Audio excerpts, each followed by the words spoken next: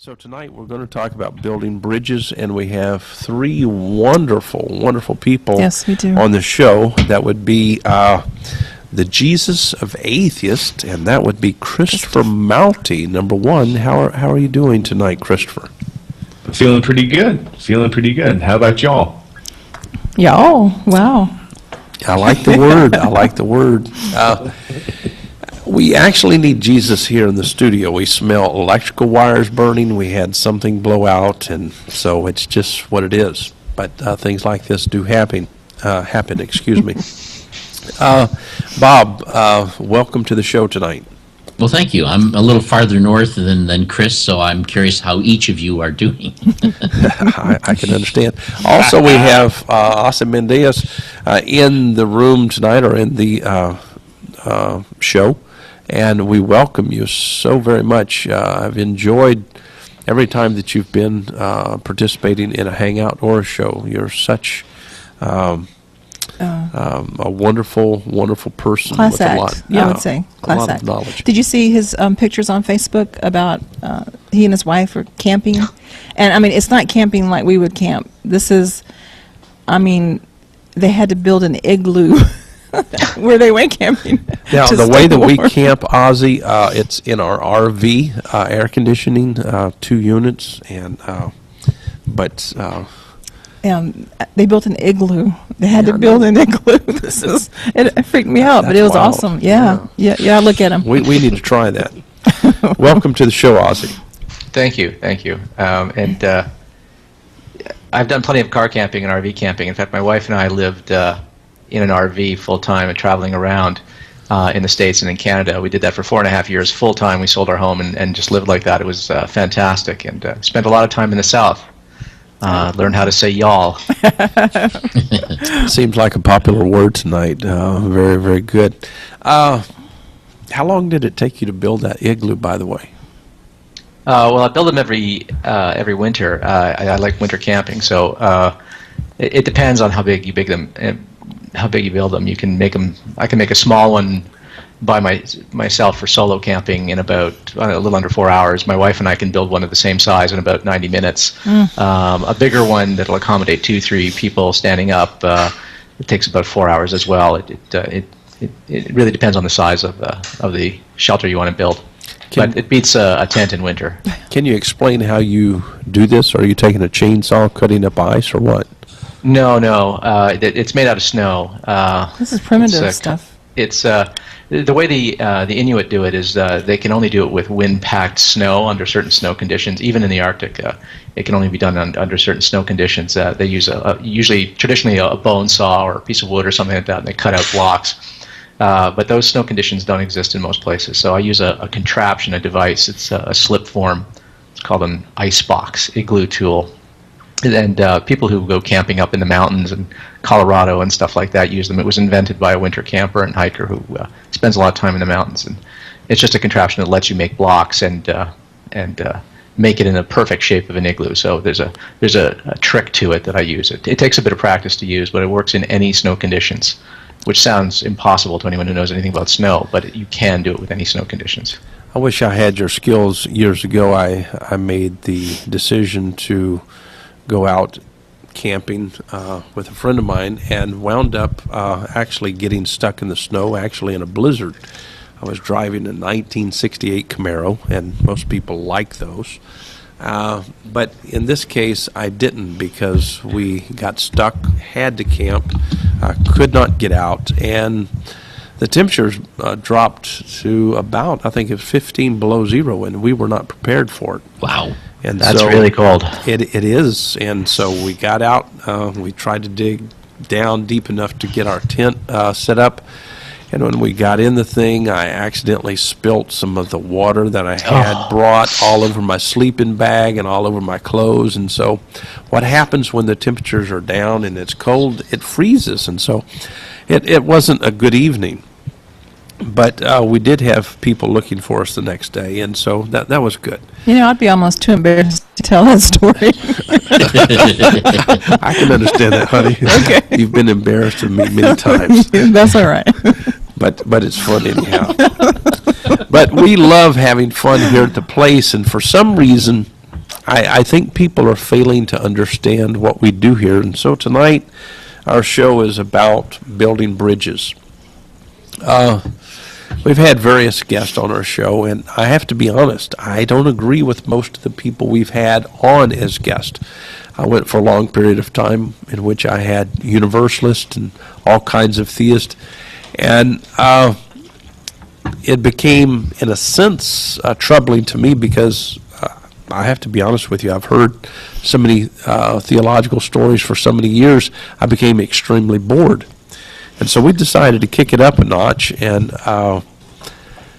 really start asking questions. And when we started asking questions, the difficulty with that is people tend to get offended, defensive. And so it's very difficult to build bridges or get a conversation going that is actually meaningful. And so we want to have that conversation tonight with you guys. How do we approach this? What can we do that is in method and in practice to actually have conversations that actually go somewhere? In other words, I'm tired of monologue to monologue. I'm tired of just listening to someone chant their theology or what they think to be true without giving room for a real conversation. And so you guys jump in when you want to. No, I think that there's a sense in which we need to talk to people in a way that makes them feel comfortable. Sometimes when people are talking with others who have a different point of view, we feel this need that, well, you know, I need to conform or not conform, or if I'm the odd person out, they're not going to like me. And I can understand that as social beings, we're bothered with that, and some of us more than others. And then we have some people who, you know, such thick skin that, you know, I don't care who disagrees with them.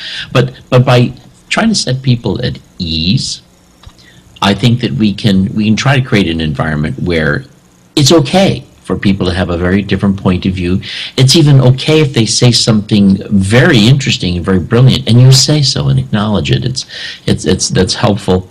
But I think that comfort, setting a comfortable environment where they're free to be who they are and accepted as that, is a starting point. And yet, then here's something I think is a little arrogant.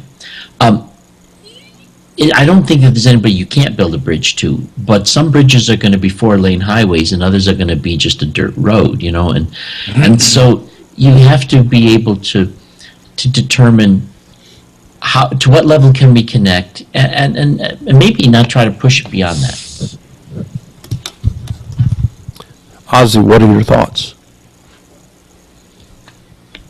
Well, this is something I've sort of struggled with for a long time, because I was involved in dialogue with theists, primarily fundamentalists, on the internet, in IRC chats, and I'm an atheist and fairly outspoken on the matter, and they were fundamentalists, fairly outspoken on the matter, and the channel where I did most of these discussions was devoted to apologetics and arguing back and forth.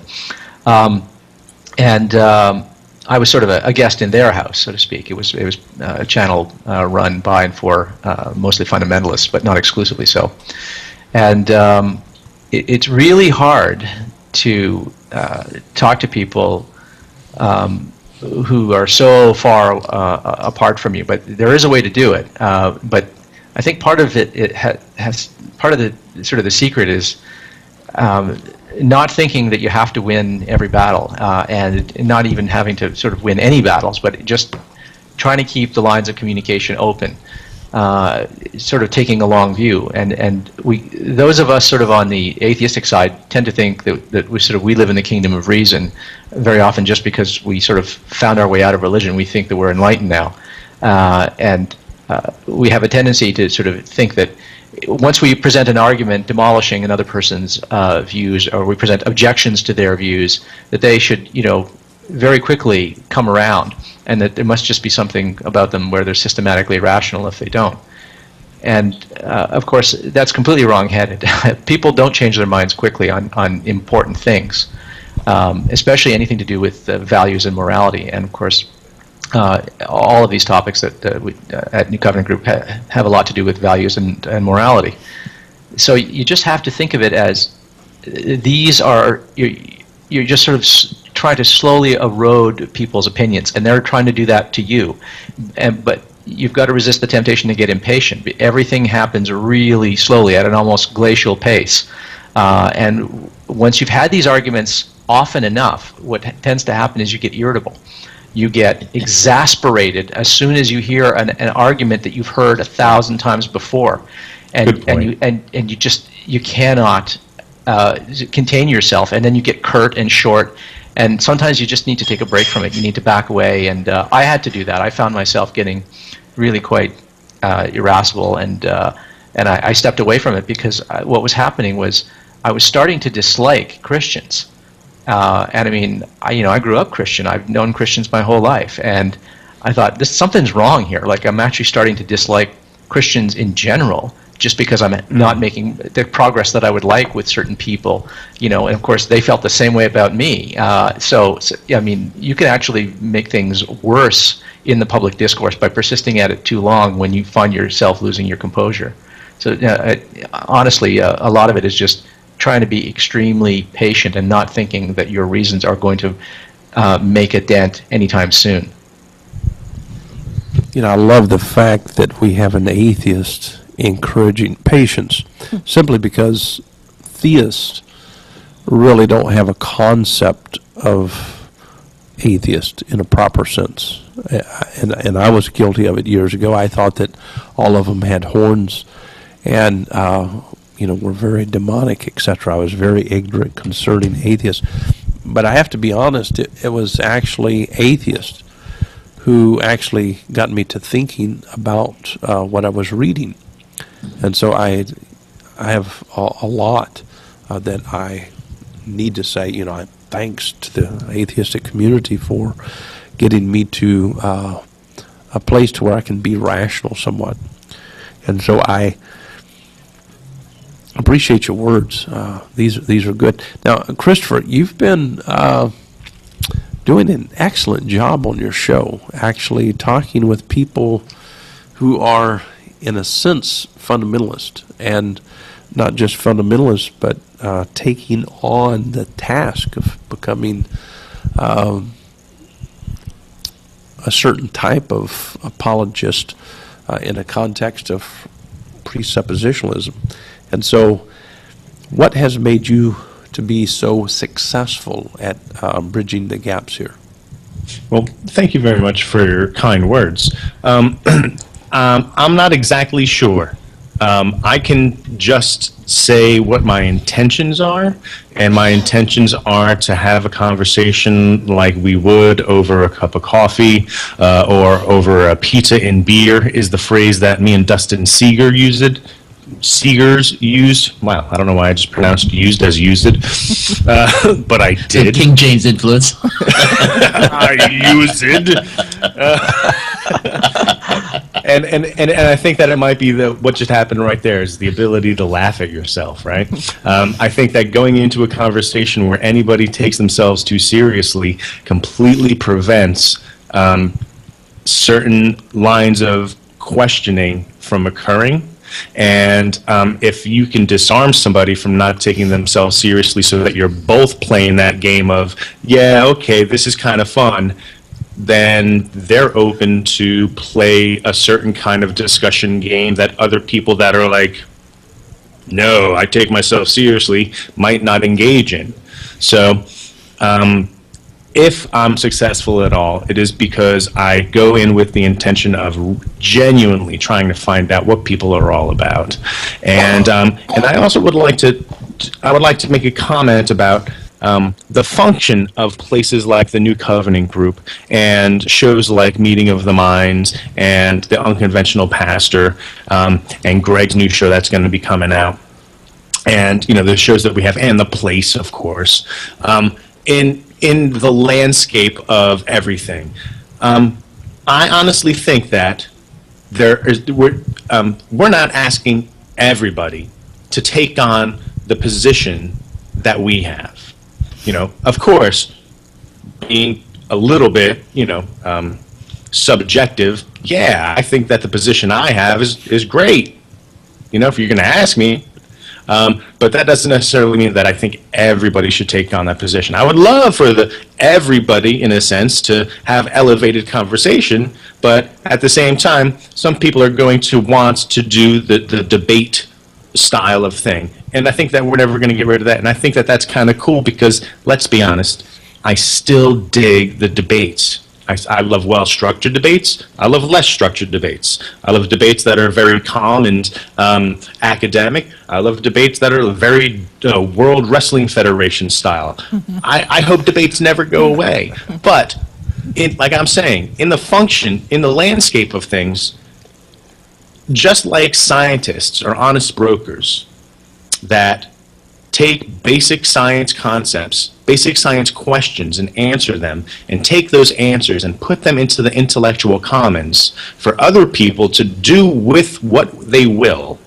I feel that that's our role at the New Covenant Group, in the sense that we're inviting people with a diverse array and range of opinions to come, and we're giving them a platform to talk to us.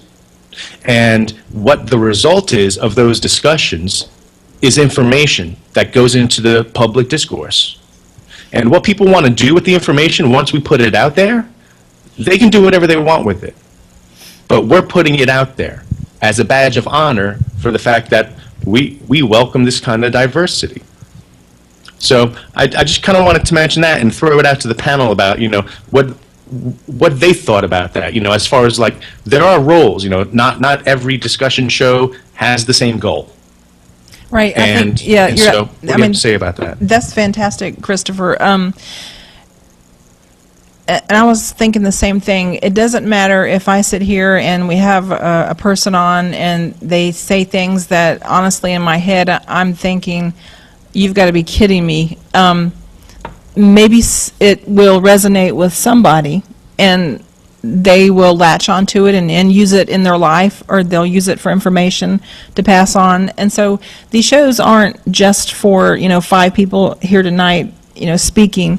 It's for those that are watching, and something that we can say might give them information to change their life, or to increase their happiness, or to learn to build a bridge with someone that they need to build a bridge with, or they might learn that the ocean is called Oceana or whatever.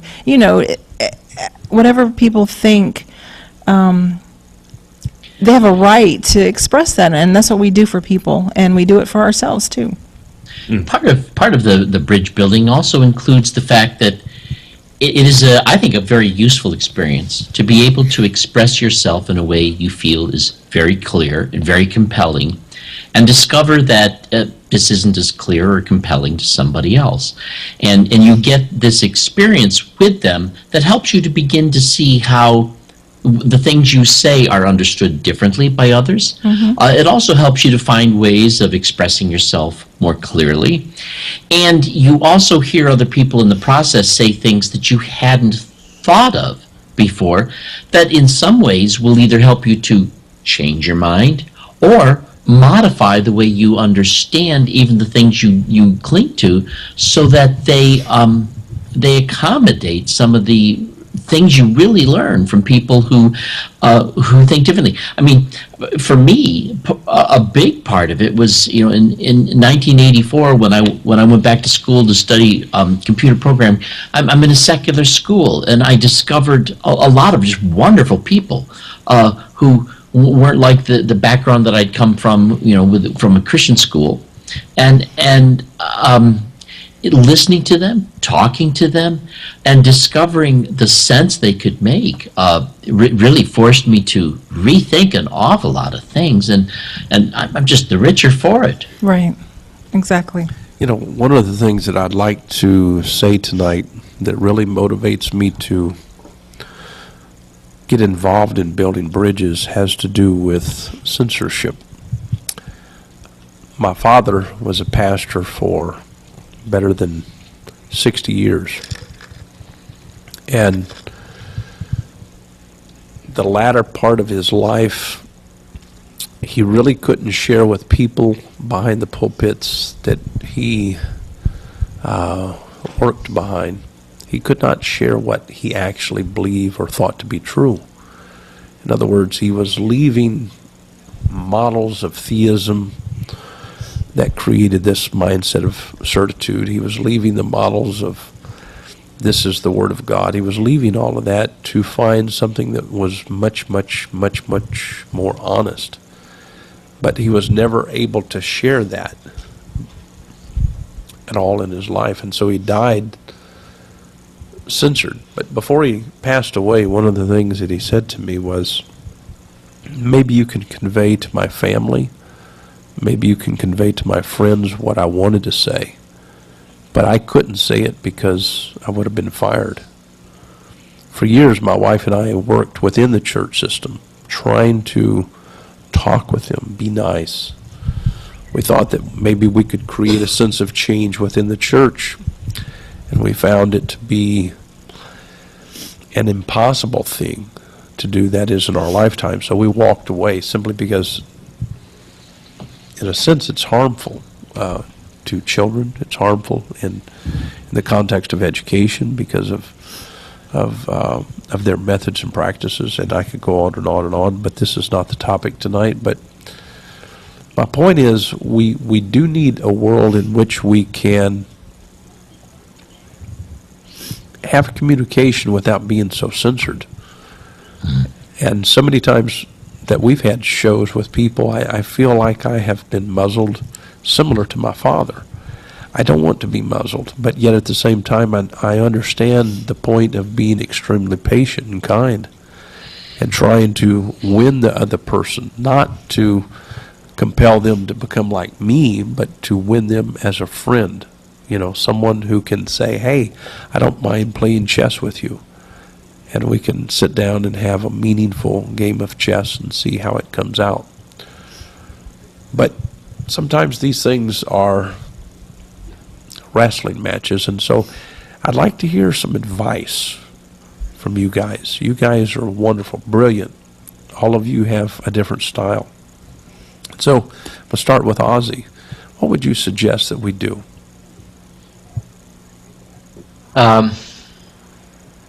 Well, the biggest thing, to my mind, is apply the principle of intellectual charity. You always have to assume that the person that you're talking to is at least as intelligent as you are, and at least as knowledgeable as you are. Not in every respect, not on every subject, but I mean, you have to credit people with intelligence. Most people come by their beliefs honestly, and it's certainly true that people, when they defend their views, often resort to dishonest rationalizations.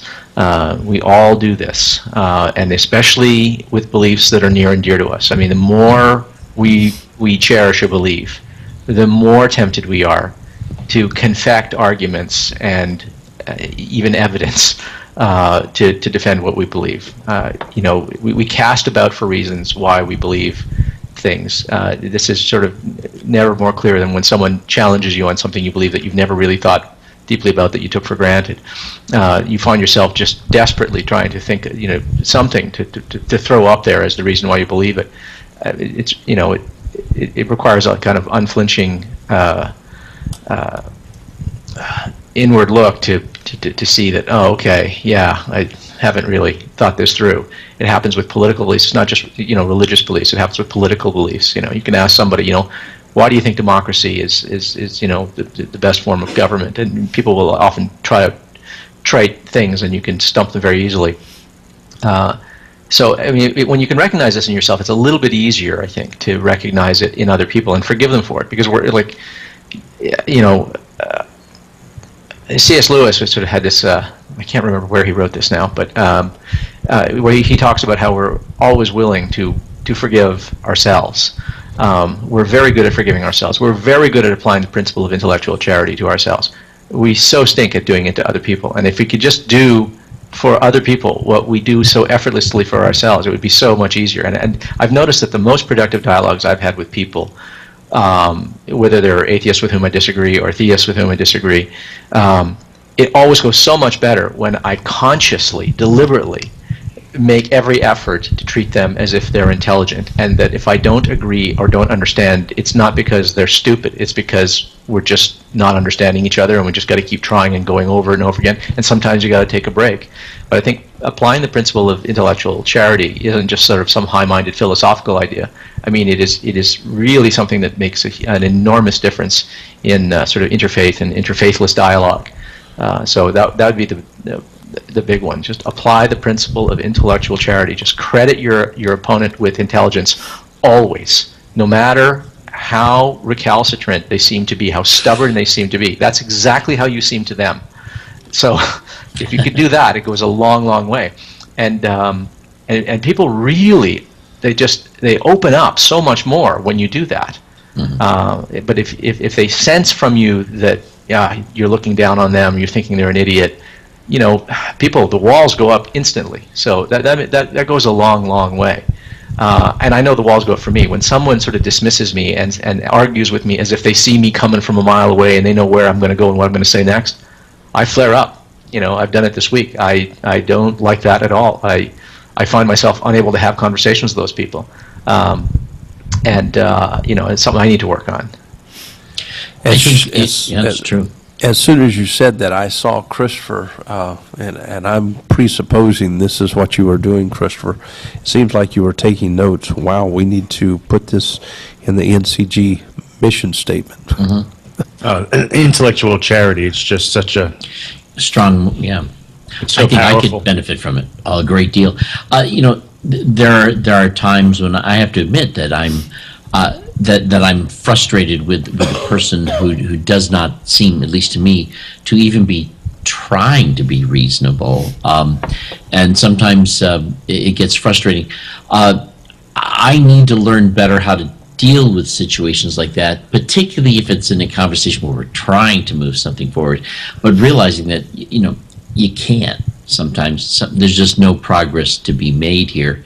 And I think that where I tend to lose that the most is not just when it's where I'm in a conversation where I'm feeling like I'm not making progress, but when I'm in a conversation where I feel like nobody can be making progress with a particular person. I sometimes find myself baited into trying to wrestle something here. But I do think there are some people who have no intention of really listening. And there's a sense, I think, in which sometimes you just got to accept that. Maybe you can say so, but even if you can say that as charitably as possible by saying, I could be wrong, but it seems to me as though we're at an impasse here of authentic connection, and maybe I'm wrong, but I just feel like this isn't going to. So there may be better ways of doing this, but I thought Ozzy just spoke very nicely and eloquently to this issue of intellectual charity. It can go a long way. There's also people who won't. There's people who even if they want to hear you can't. And what can you do? I remember one time I was with some people talking to them about a point of view that rejected the notion that church is an organization, that it's really the body of Christ. It's actually a society of believers, not necessarily an organization. And after speaking for 3 weeks with a group of people on that very topic, I was asked to then join them in trying to help reshape priorities for the organization. And I'm thinking, I could help you, make priorities for the organization, but I don't see that as the church. But I mean, I realized that they were very kind. I thought I was very kind with them. They loved what I had to say, but I had to realize that they didn't hear a word of it. And they didn't know that they didn't hear a word of it. It was a strange feeling, Some of this reminds me of a video clip that I watched on YouTube. Has these two little kids, they're just jabbering, but they like each other, and it's obvious. Not speaking English or just attempting to communicate. we call this linguistic identity and property. In other words, it's an issue of saying, I like you, therefore I'm going to attempt to communicate, and if I can make some kind of sound that would have meaning to you, I will. And so it may start out with a lot of mumbling and jabbering or whatever, and smiling, different linguistic techniques. But in the end, children can actually author their own languages in order to do this because they have the willingness. It's a political move in a sense. Mm-hmm. And I'm wondering about the likability factor in our conversations. I'm really concerned about that because I think that, as children, we have the tendency to not be so biased. We gravitate toward each other, but when we become older, we become very focused, maybe narrow-minded, and we are less prone to have conversations with those people who we disagree with.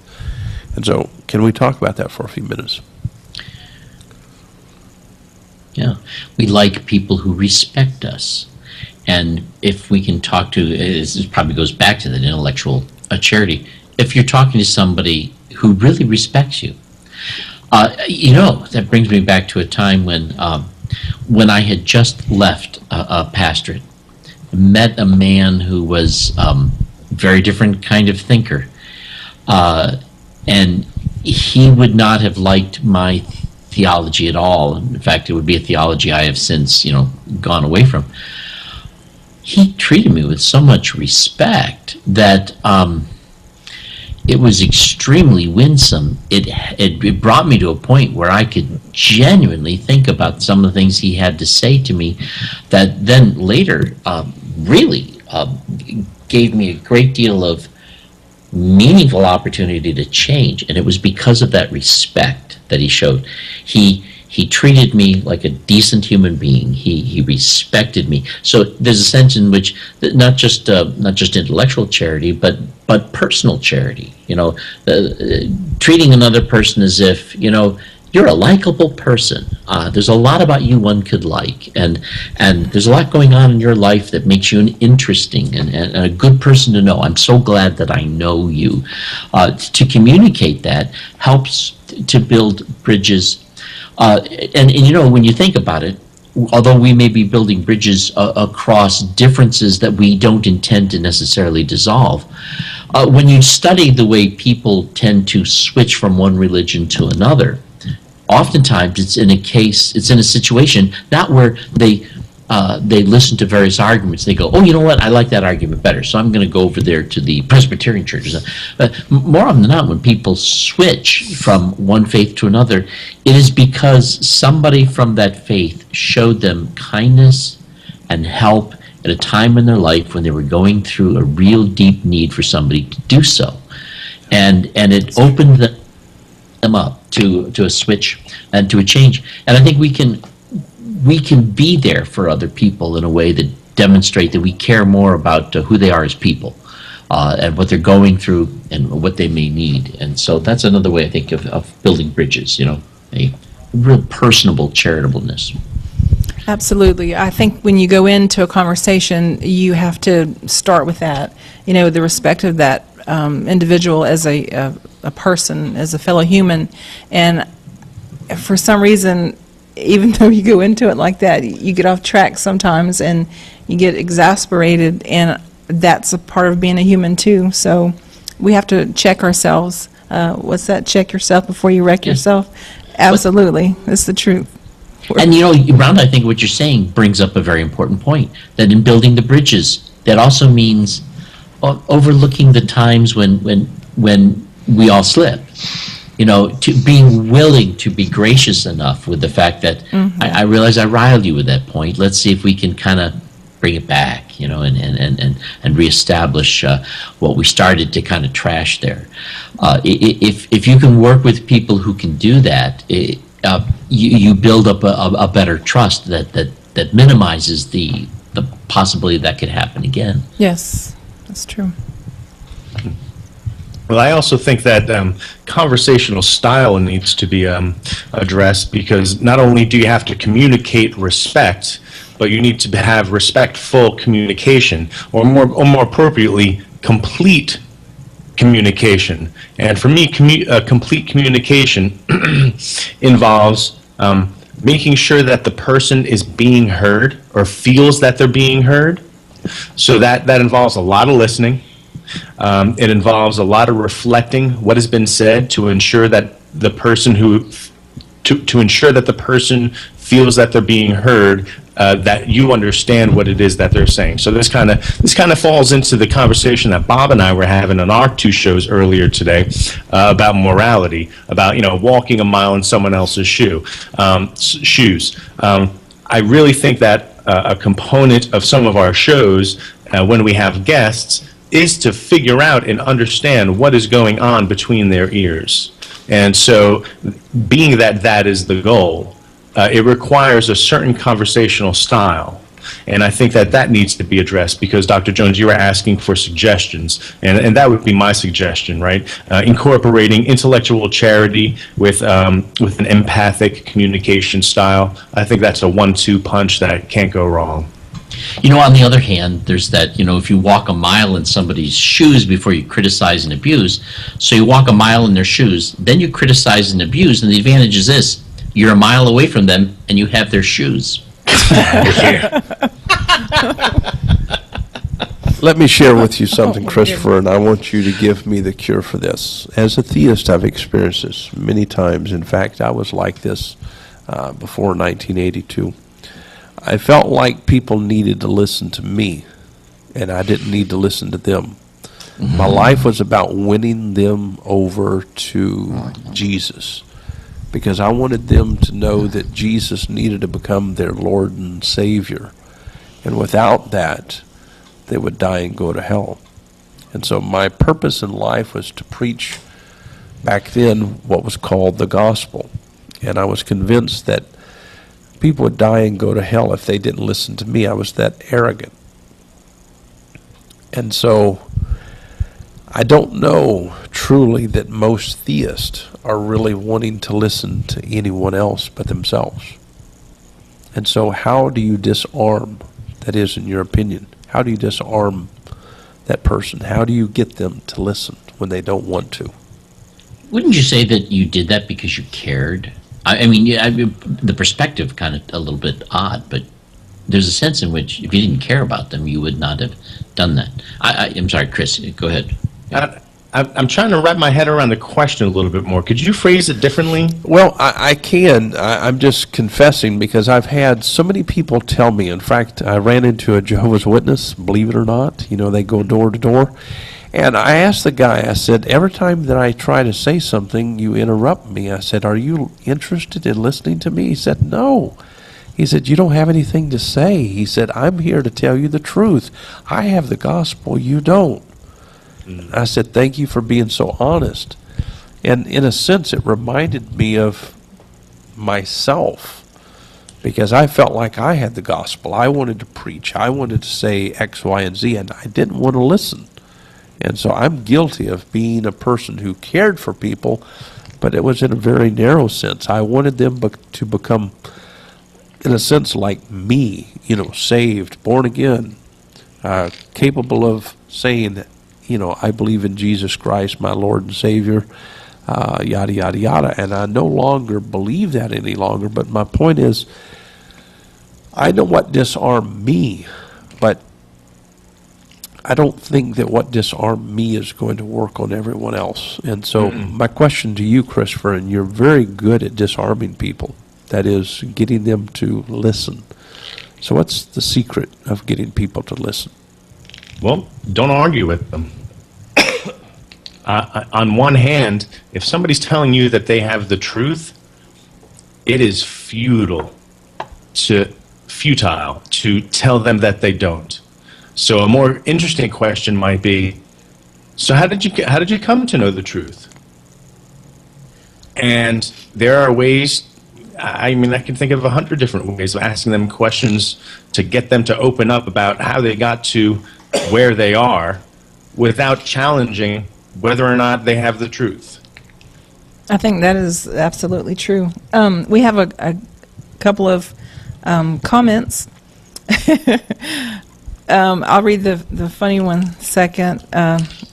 Okay, the first one is from Augustine Camus. He says, I would say there are two key factors of building bridges. First, it takes two people to want the bridge to be built. Second, don't equate the ego with the ideology. I think we should talk about, after I read the next comment, the first part of that about it takes two people to want the bridge to be built. I see that and then I don't see that. I think you can have a workaround there. The second comment I'm going to read is, Christopher, how was your day? Somebody's busting your chops, I think. I love it. My day's fantastic. Another comment is, Christopher, why would you be so sanguine about talking... Sorry. Christopher, would you be so sanguine about talking to a racist? Well, No, sanguine. well, considering if I were interested in race issues, I'm sure that I would be in a different group, pursuing different goals. But I'm in a group that, that pursues religious topics. Well, And I'm sorry. Go ahead. I was just going to say, and that's how, and those are the guests that I choose to ask the questions that I do. I don't deal with people that are, I don't deal with that particular topic. So when it comes to people that are racist, I don't ask. I very well may have. That's what I was going to say. That are Yeah, racist. you probably have. That's it's none of my business. More than likely. It's not a question that I ask because it doesn't pertain to the questions that I'm interested in for the purposes of the topics of conversation that are on the atheist and theist landscape. Right. And that is I want to say that on my show today called Reflections, talk about, we talk about so much philosophy, so much theism, atheism, everything in between. But honestly, to me, there are so many more important topics in life itself. Like your show this morning, honey, that you talked about, clean drinking water for children, and they're dying just this minute because of dirty drinking water. And, I think we need to get to the absolute crux of life. And I know a lot of people love to talk about philosophy and all types of things, but, I guess you can do that and feed and clothe and water, children at the same time, but I think we need to do more of that. We really do. I like that one comment about your ego and your ideology. Don't entangle. I fully admit that no doubt the point of view that I have is the result of bringing the talents and skills that I have to make sense of the experience I've been through.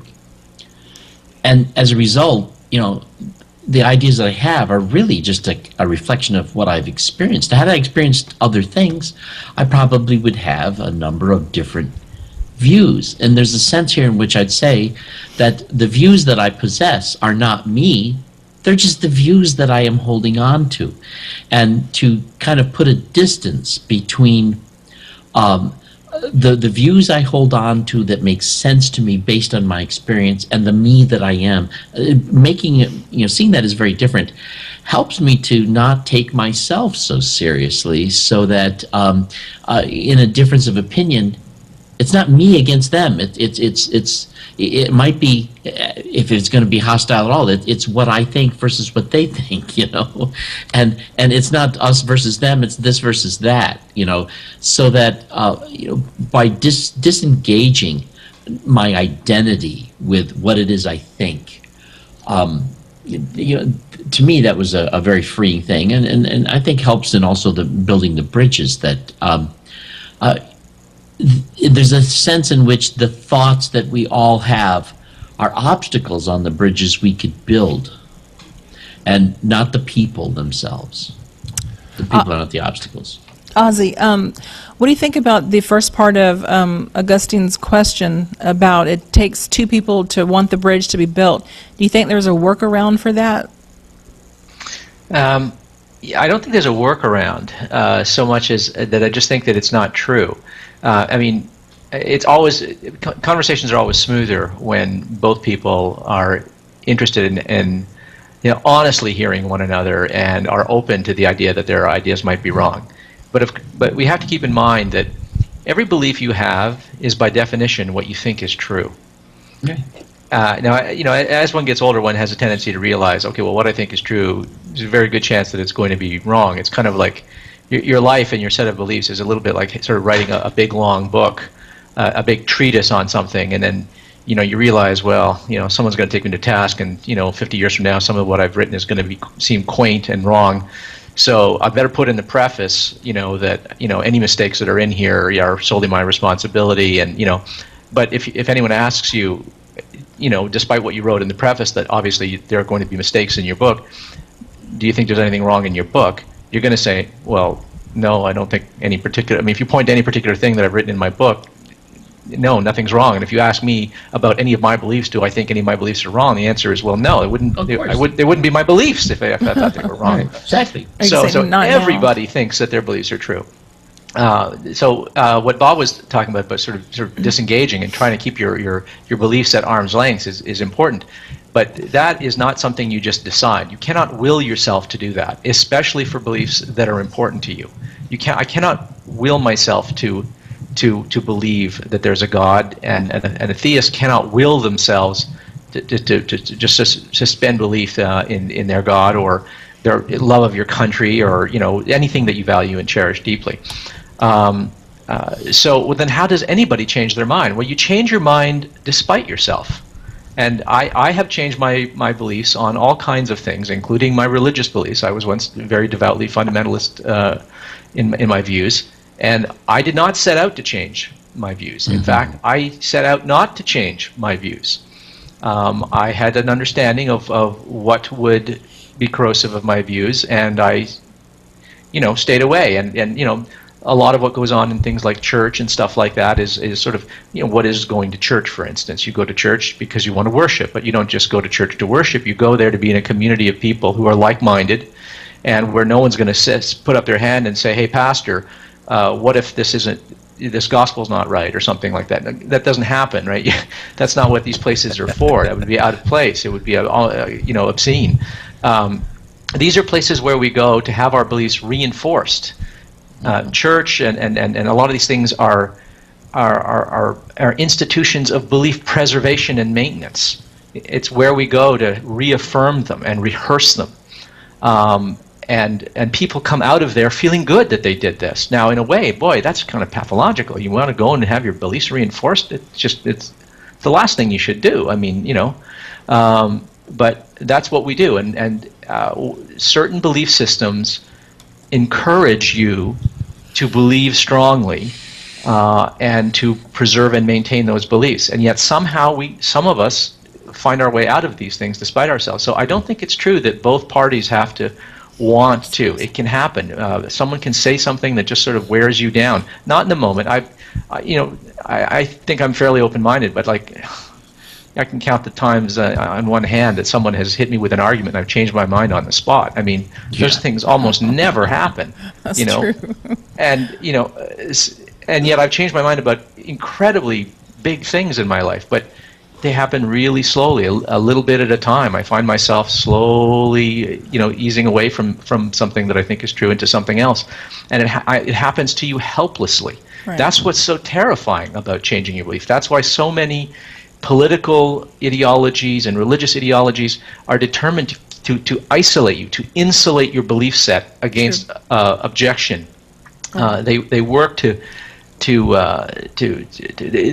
give you mechanisms, they give you excuses to dismiss. If you do that, that's the devil talking to you. If you entertain doubts, that's the devil talking to you. That's backsliding. Right. They define thinking about these things carefully and doubting as moral failures, and they encourage and they valorize faith and belief in precisely when things are presented to you that should cause you to entertain doubts. But despite that, you can change your mind because we don't decide to change our minds. It happens despite us. Right. Yes. So Yes. I think, I mean, we all believe helplessly in what we believe, and I think that you can have your mind completely changed by someone slowly, and you're not usually to one person, and by events in your life, even though you had no intention and there was no, now it makes discourse difficult when people aren't sort of both trying to build a bridge, but it still can happen. But there are ways to facilitate that and encourage that and get some of those defenses down. I mean, one way to do it is have conversations in private, one-on-one wherever possible, or in small groups. You're not going to change a person's mind on a public forum. You can make them think and they'll walk away, but you're not going to get an admission that they change their minds on a public forum. That's the last place that's going to happen. Not that it never happens, but it's even rarer there for people to change their minds and admit. It takes a big person to do that. So you're making some awesome points tonight, and I'm just sitting here overwhelmed with your data. It's in heart. You put a lot of heart in what you're saying. I would like to ask a question before we move into all of these questions we keep receiving from those who are watching us. You made a statement about changing your mind. I'd like to ask each and every one of you in brief, if you would make this brief, because we do want to go to the questions. When is the last time that you've changed your mind after talking, say, on one of these shows that we're doing?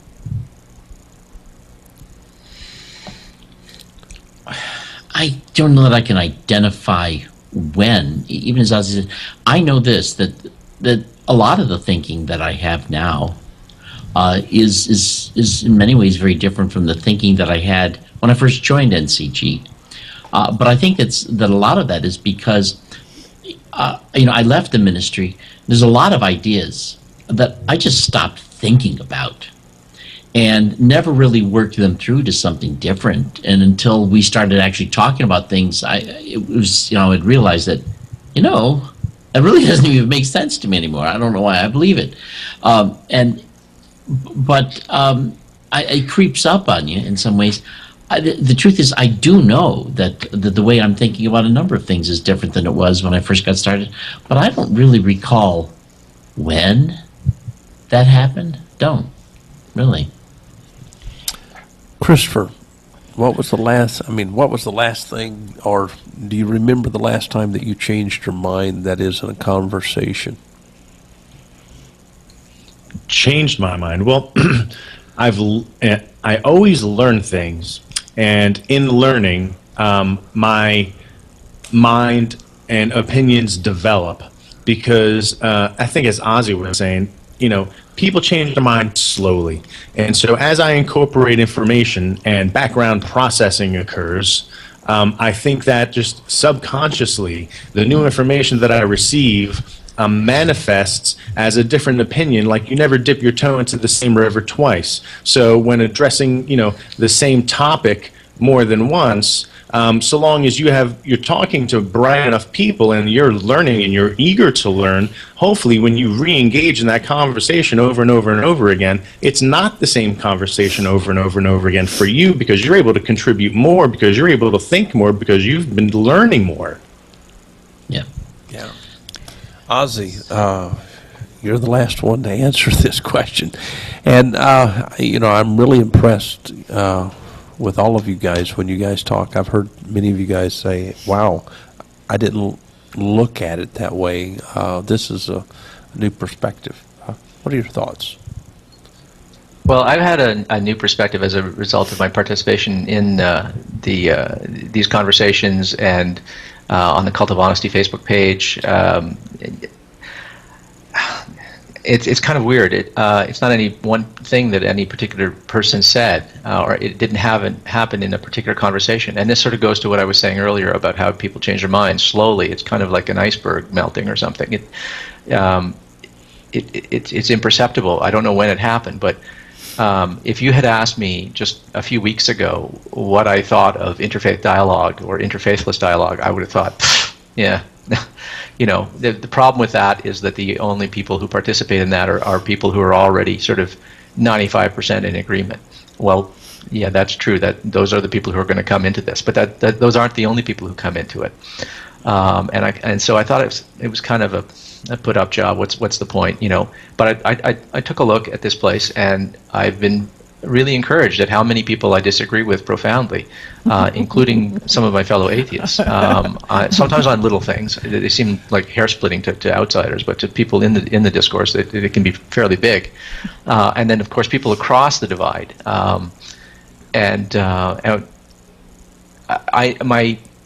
My estimation of sort of the value of this has grown immeasurably.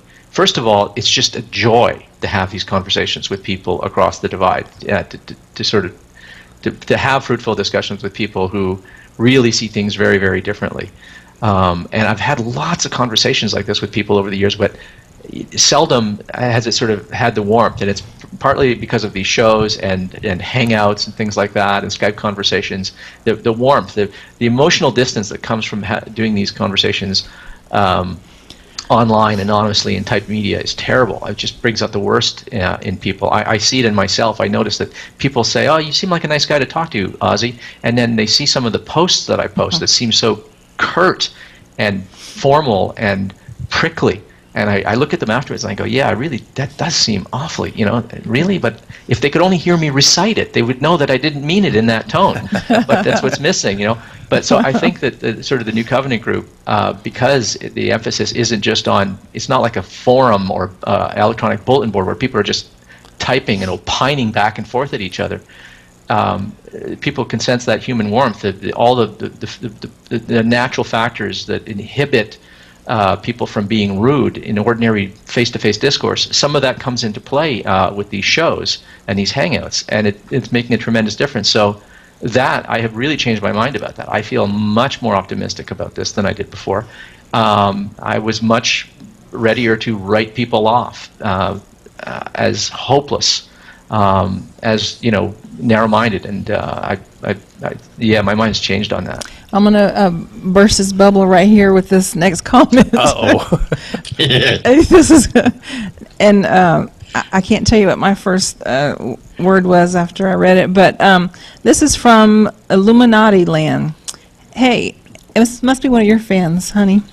Hey, Dr. Michael W. Jones, go drown yourself in the deepest part of the ocean and take all of your New World Order, Luciferian, Illuminati, Masonic cultist symbolism with you. You're exposed. Real Christians see right through you instantly. The Bible is the Word of God. Michael W. Jones is a lying fraud. Who told him? Yeah. Yeah, well, that's nice. Okay, we'll move on to something. Have you been digging into my email? No, we couldn't read those on the line here. Yeah. Someone, okay, we have Ozzy. This person says, Ozzy, my favorite baseball player was Ozzie Smith. His nickname was the Wizard. May I refer to you as the Wizard as well? Okay. Yeah, I guess you can't stop them. But I should clear one thing up. My name is not Ozzy. It's short for Ozymandias, which is just the name of a poem that I love. So I'm not a supervillain like the comic book character, and my name is not Oswald. Well, now this person is going to refer to you as the Wizard. And then this is for me, I guess, Rhonda Nice Neckerchief. You know what? It takes somebody very confident to wear a neckerchief like this. Let me tell you something. You have to be really confident. Did we get that at a garage sale? We did get it at a garage sale, so thank you very much. Yeah. For any of you guys ever come into our studio, I hope that we get to take you out and go to various garage sales.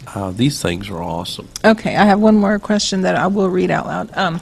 This person is a failure. No, I'm sorry. Their name is HD Failure. And they asked, why the name The New Covenant Group? That goes to you, Dr. Jones. I thought after leaving church, and please understand, I don't want anything to do with the church, but I want everything in the world to do with the people. I think you have a lot of wonderful people in church.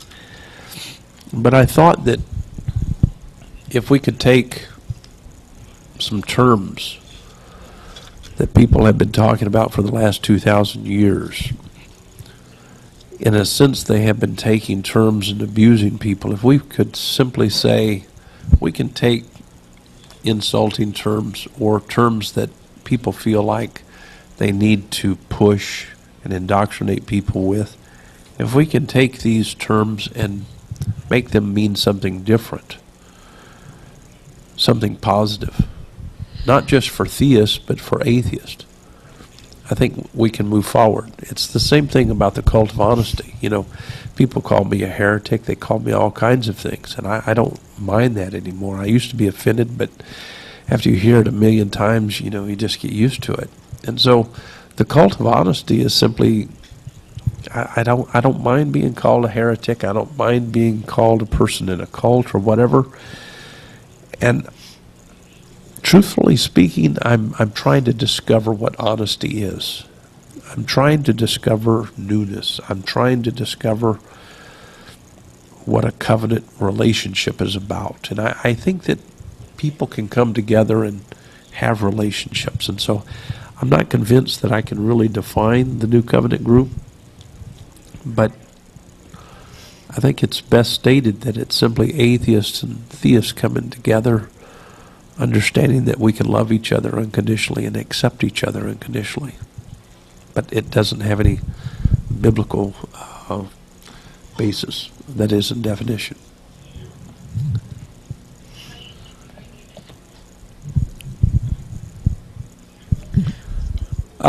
I want to go back to Ozzy and pick on him for a few minutes. Okay, well, let's give a shout out to the people that are watching live on YouTube. We're simulcasting, right? Yeah, YouTube we and are. Ustream. And so go ahead and subscribe to our channel and become our friend, and we'd love to hear from you. We do read every message and insult and question that comes along, just so you know. Babyface, can you take my place? Thank you. Well, Babyface was called Babyface first by the Jesus of atheists, and so he's coming to the stage. But while he does, I'd like to go back to you, Ozzy, and have you go a little bit further, if you would, about this idea of warmth. Can you talk a little bit more about that? Because that was very touching, to be honest with you. Geez, I'm not sure what to say, except that sort of the idea of sort of human warmth in discussion was made salient to me by the fact that for years, and I mean years, for like over 10 years, I was involved in these IRC chat rooms on the subject of religion with people, usually people, you know, who think very, very differently from me, primarily fundamentalist religious people. I have some sort of affinity for them because I used to be one of them, and I don't think that way anymore.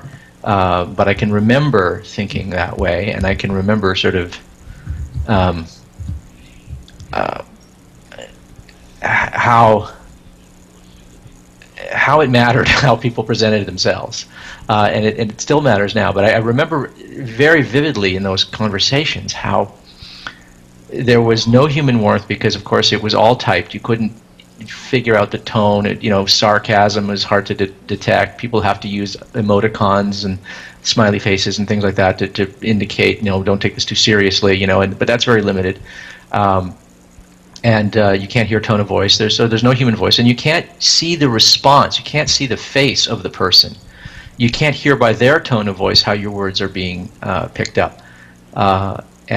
It's a tremendous difference to be able to talk to people face to face, even this way over huge distances electronically. This is pretty close to a face to face conversation. It's better than a phone call, and a phone call is certainly better than typing. And people who post on electronic bulletin boards and stuff like that, you know, forums. I mean, I participated in that a little, and I gave up because those places are just those are real hotbeds of discord, where almost nothing gets accomplished in terms of persuasion. And in all the years that I participated in those discussions, I managed to sort of persuade one person, and I wasn't even trying to I never actually tried to talk people out of their religion. I just tried to talk them out of their bad arguments. Not that I wasn't happy if I could change people's minds entirely, but I never set out to do that. It just seemed to me an impossible goal. And I had a background in philosophy, so I sort of went after arguments, not so much people and personalities. And there was only one person I turned around, and he said it was on the basis of arguments, something I had said. But those discussions that we had did not take place on an open channel, on an open forum. They happened one-on-one. So that was very, very limited. I mean, we were just typing. He never heard my voice. I don't even know it's a he. I assume it's he. Oh, no, it is a he. I remember he told me his name, Carl. And so it was definitely a he. But I mean, that's how anonymous it is. I had to remind myself that it was a male that I was talking to. All that warmth was missing.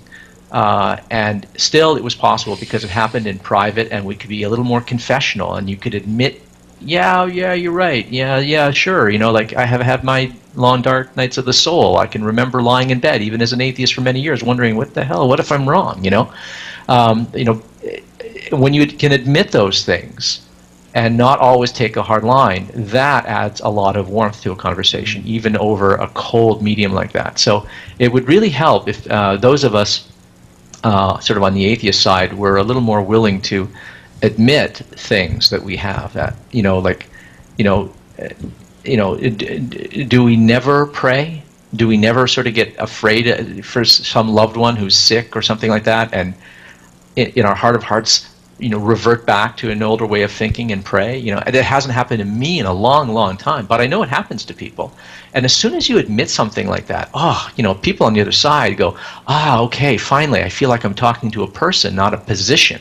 That's what people want. They want to talk to a person. They don't want to talk to a position. They don't want to talk to an ideology. Even if they're busy presenting their own ideology, they at least you can completely break through a facade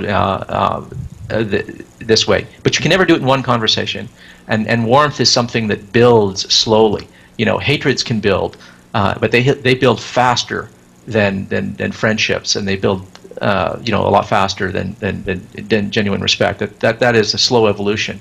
What Chris does on his show, A Meeting of the Minds, when he sort of takes on people who have very different views from his own, and he's been criticized because you're going so soft on them and stuff like that. Well, look, you don't get to hear what other people say, and they don't get to hear what you have to say.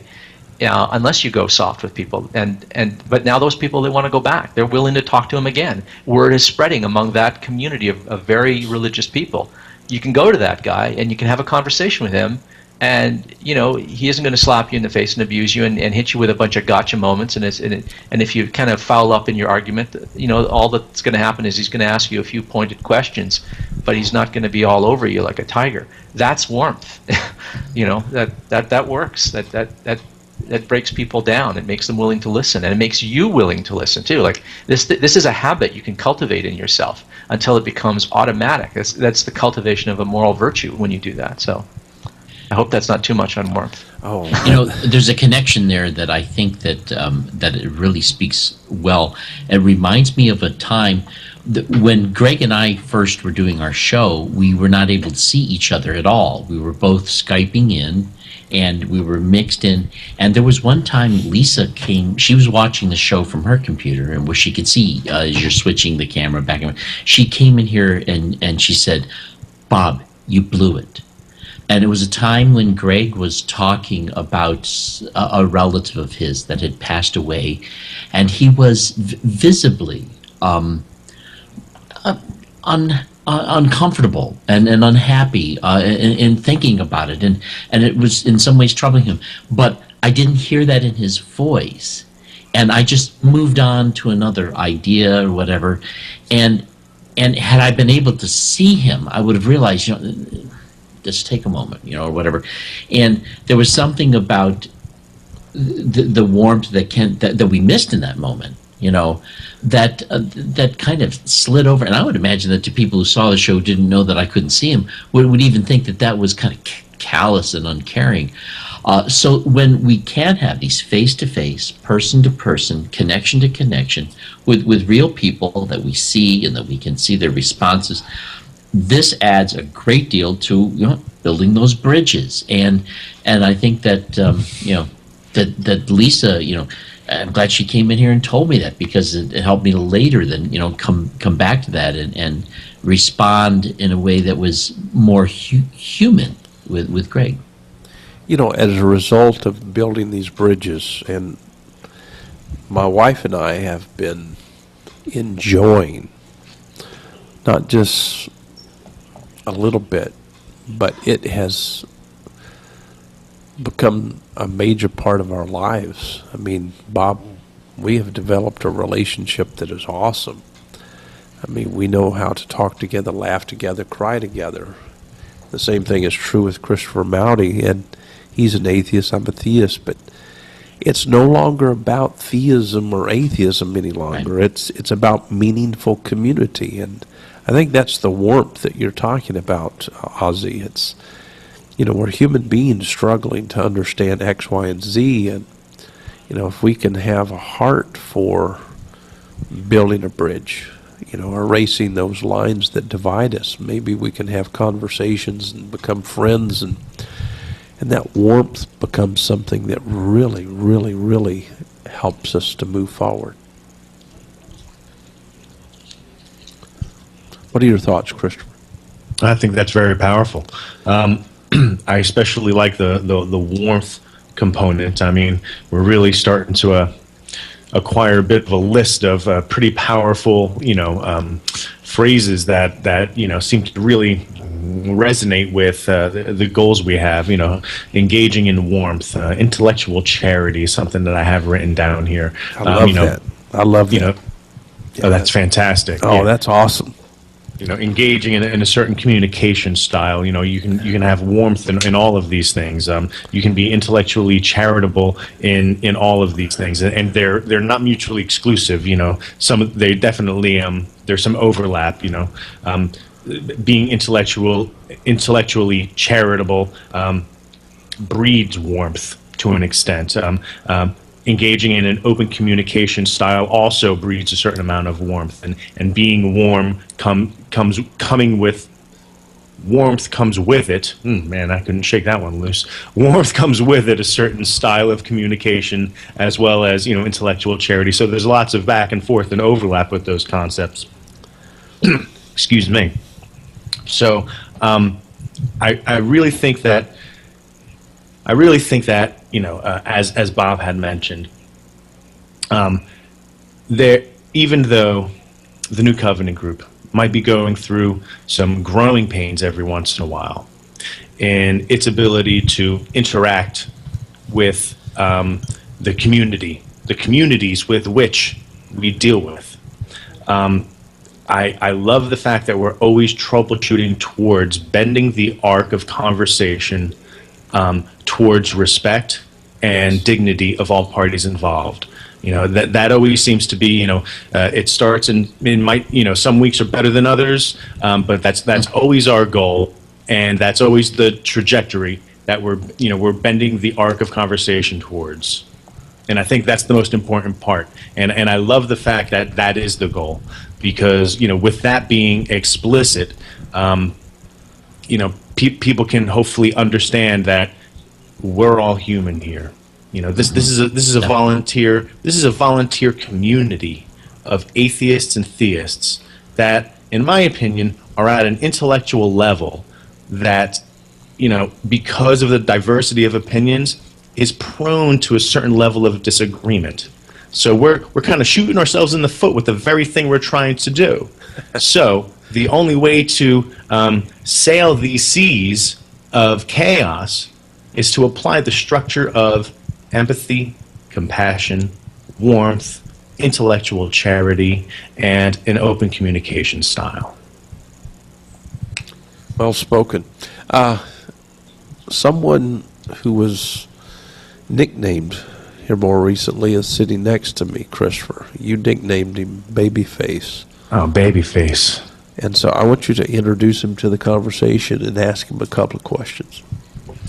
Well, Babyface, I think that Michael Fulford, Babyface Michael Fulford, has the capability of tapping the very things that we're talking about, because his knowledge base is so varied that I think that he would be able to engage respectfully and civilly, but also be able to bring things to the conversation that other people can't, to be honest. So I'm curious to know from Michael's perspective, about the things that we're saying.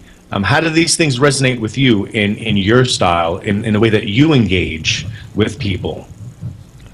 Well, one of the things that Ozzy said that really kind of resonated with me, all this for me started on the internet. In fact, probably the reason why you might have actually heard me laughing earlier when the Illuminati guy posted on the chat is my starting point was conspiracy forums. I might actually know that guy.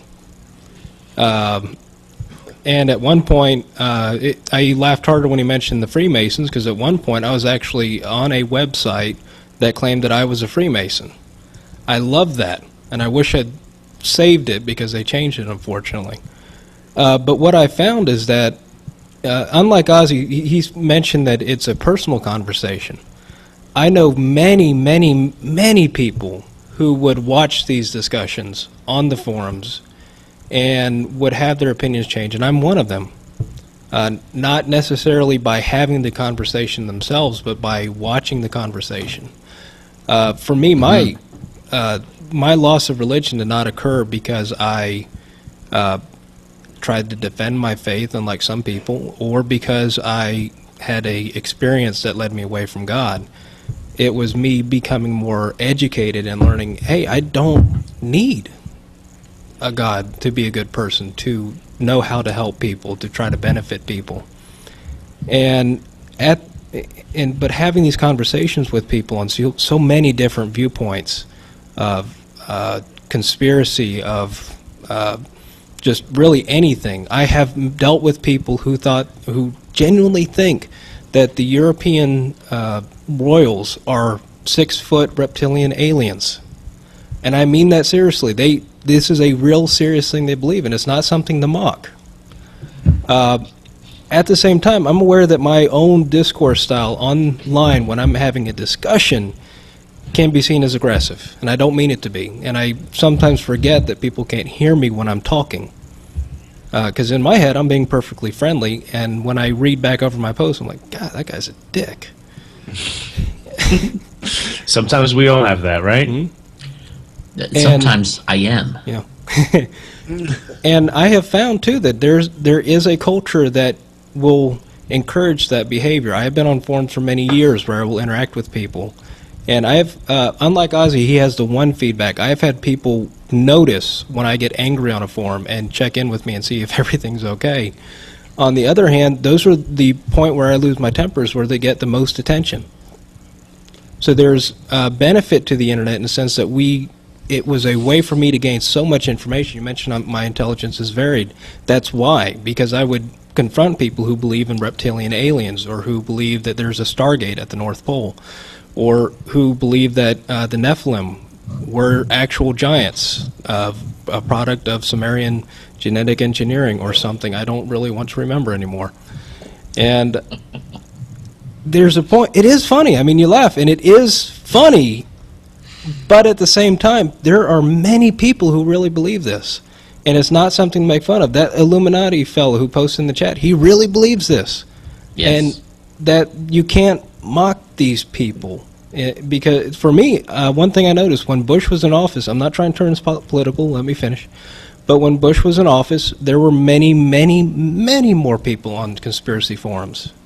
And I've noticed that there has been a drop slightly in those number of people.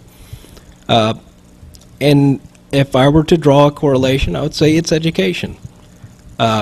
Every time there's a new season of Ancient Aliens, the forums I frequent get a lot busier.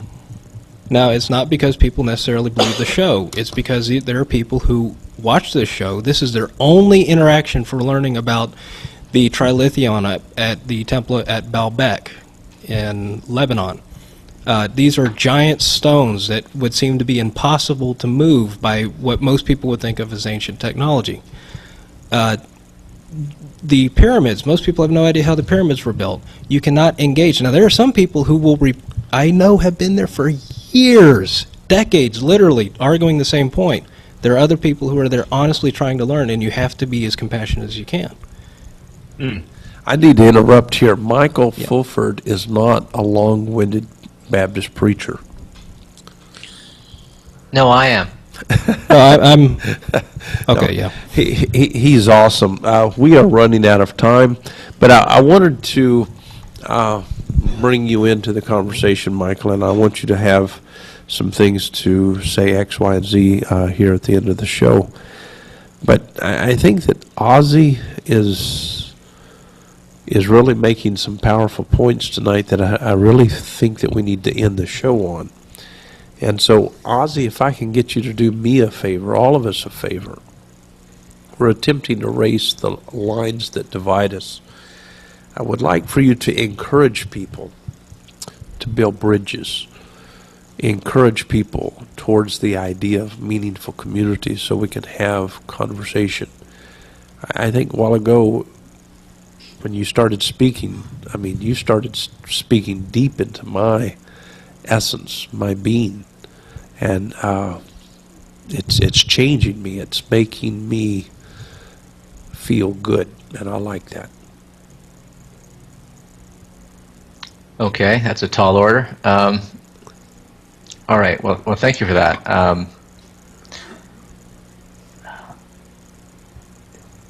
The difficulty, part of the difficulty here is when people disagree profoundly across this sort of divide, like a political divide, left and right or something like that, one's views are automatically offensive to the other person, just as their views offend us. And sometimes there's no polite way to say what you actually feel. And one of the difficulties is that you want to sound all mealy-mouthed and sort of hide what you really feel. And so I was actually recently accused of sort of hiding what I thought on a subject recently in a forum. And I just shot back with, no, this has always been my position, and here's the proof, and stuff like that. It's so hard when you're having a discussion with people and you know that your views are like they're blasphemous, they're sacrilegious, it's so hard. All you can do, I think, is try to remember that if that is how your views are being received, you have to try to understand your arguments as your and your positions as you're stating them from their eyes. It really is about empathy. It really is about sympathy. It really is about sort of putting yourself in the mind of the other person and trying to understand how your ideas are being received.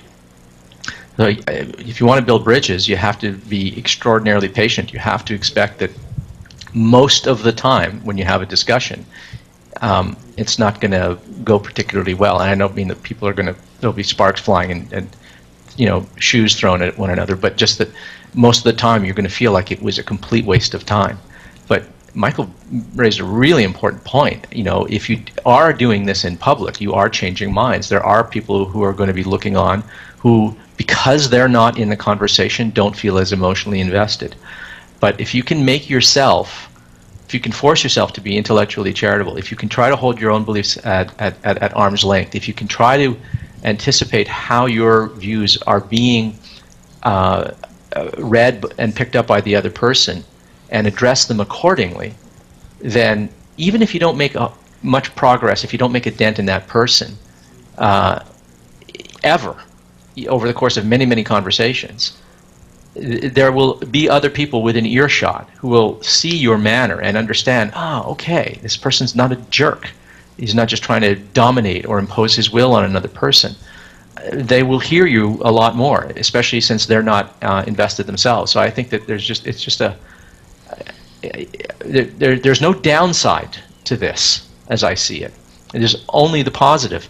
And another thing is, when this becomes a habit of mind, when this just becomes part of your character, when this becomes automatic, and I don't mean to suggest it's automatic in me, because it's not. It's always an effort. But I mean, it gets easier. When it gets to a point where it's not a huge struggle minute by minute to do this, you have an easier time understanding other people, and you get better at dealing with them, and without being a jerk. It stops being a game of, oh, I know that argument, I know where they're coming from. If they say this is what I say. They've got their script, this is the script I got to produce. When they say that, I say this. It stops turning into this gamesmanship and one-upmanship. I mean, I would encourage people to just sort of take it on as a discipline, to practice this, because it only has a positive. I don't see any downside. If there's a downside, it's that, okay, well, a lot of these discussions are not going to be productive and will go nowhere. Well, how well were they going when you were sort of not trying to practice openness in bridge building? How well was it going then? Yeah. It seems to me you have nothing to lose and you have everything to gain. And of course, as Michael rightly said, there are always other people looking on and seeing your manner, and that can make a huge difference to them, even if it does nothing to your interlocutor that you're having no success with. That is awesome. That is awesome. We have had another comment by Illuminati, and we've asked a stand-in to come into the studio. Michael Fulford had to leave the studio, and so we have a stand-in who's going to read the comment from Illuminati. Okay, we have a comment from Illuminati land. The comment is, "You're falling for this mind-controlled hogwash. Wow! So will most of fallen humanity." Now, who's fallen for this hogwash? I mean, you're an excellent stand-in, by the way. Thank you very much. I love the camera, and the camera loves me.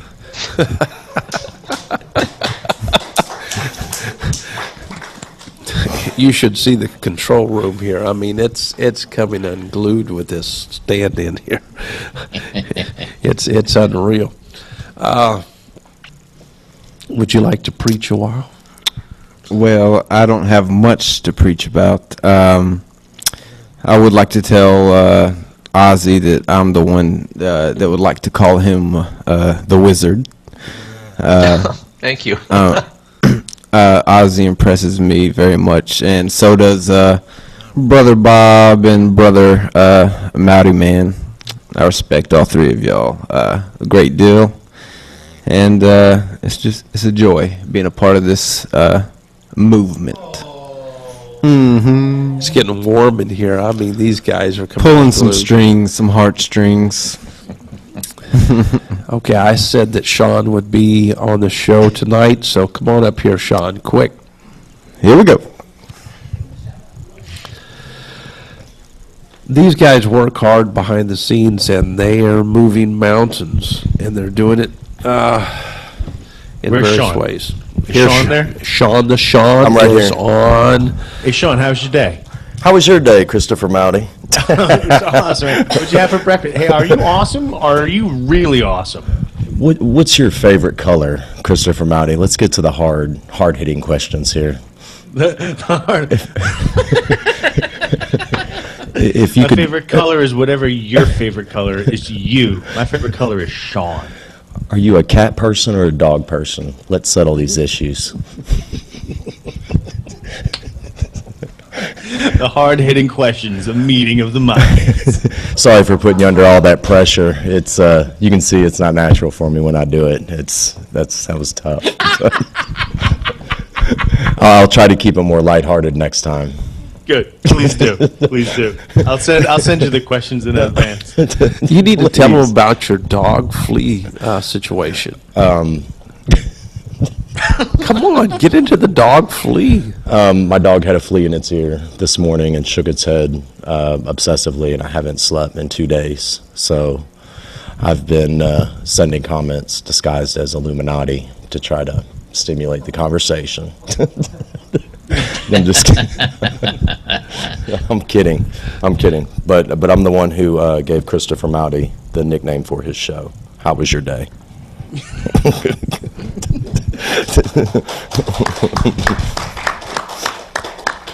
And we love you, and you know that. So. Oh yeah. Well, are you going to drill him? I did. You see how unnatural it was, and how it stopped the conversation. Yeah, and You were so assertive, man. He's it's- intimidated. I made him uncomfortable. I made probably Bob and Ozzy uncomfortable. It was awkward. It You didn't have was. to go after me like that. I know, and I'm sorry. I'll I send think you I my. heard Chris crying. It was chill in that warmth. It was, You were really thumping. Thumping. Who? What? Thump it? No. There you go. Big words. We're going to end with this. I want a final comment from each and every one of you, and I'm going to give Ozzy the last comment. He's probably made the most remarkable remarks tonight. I'm not saying that the rest of you guys haven't, but he's made some awesome comments that have really, really, really resonated with all of us here in the studio, along with everyone else. But Christopher, what are your thoughts? Closing thoughts. Closing thoughts are bridge building. I like it. I like it a lot. As Ozzy said, what is there to lose? There's nothing but gain from this. And how are things going before? If you don't like the slow progress with which this method is manifesting right now, how is it going before? Because I don't think that certain styles lend themselves to the kind of information that we're interested in. And we're like I said, we're in the business, the way that I see it, of getting information out there. Now, if people want to take that information and critique it, or if they want to, whatever they want to do with that information, once it's out there in the public domain and, for public discourse, they can do what they want with it. But I enjoy the NCG for allowing bridge building to occur. Bob, in a sense, I want to put you on the phone because every time that we have these conversations on the phone, they are just off the charts. And so can you pretend for a moment that you have a phone in your hand and you're talking and you're really passionate about, this particular thing about bridge building, and I want you to give it the best that you can right now. Go for it. here's the phone that I talked to you on. Actually, Okay. There it is. Go for it. Yeah. I think that when we're building bridges, the best bridges are those that have lanes that go in both directions, of course. And we want to find a way where we're not trying to erase the differences. We're trying to erase the lines that of difference that we're talking about here. We're not needing anybody else to just kind of conform and come to this right away. And in a sense, I'll tell you what. Even the way that I feel here, I can't think of anybody that we have here on NCG where I'm feeling like, I wish they weren't an atheist, or I wish they weren't a theist. I think it is wonderful that we're able to do this and to talk to each other and to erase these lines without seeking to erase these differences. And so that's a big part of the bridge building. We're not asking anybody to risk anything. We're not interested in taking advantage of vulnerabilities so that you end up being manipulated into something different. You're free to be yourself, free to remain yourself, and welcomed into this conversation. I don't like long-winded preachers, but when it comes to you, Ozzy, I love it when you go long-winded. Tonight you've said some powerful things, and I don't mind how much time you take in this last comment, but I want you to turn water into wine once again for us. All right. Well, I don't try to be long-winded. I am long-winded. like what Bob said there, though. It's really hard to top that or even add to it. Well, here's one thing I can say. Most people come by what they believe honestly. And as I said earlier, yeah, sure, we have rationalizations. We cast about desperately for reasons to support what we already believe.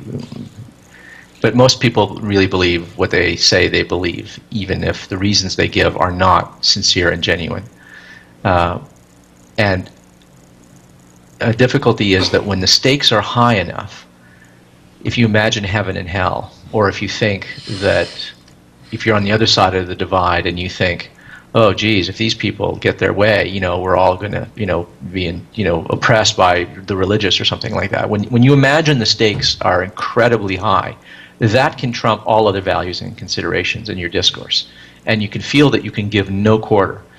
And that just galvanizes your resolve to dig in, to entrench yourself and not concede on any points and think that anything short of like full conversion of the other person is appeasement and being mealy-mouthed and disingenuous. And look, I'm going to sort of invoke a very controversial name here, but it's someone whose work I actually admire a great deal, who I think is very thoughtful on this subject, and it's Sam Harris. He says that we have a choice between conversation and violence. Well, it doesn't have to go all the way to violence, but it comes down to either conversation or someone imposing their will on you politically, right?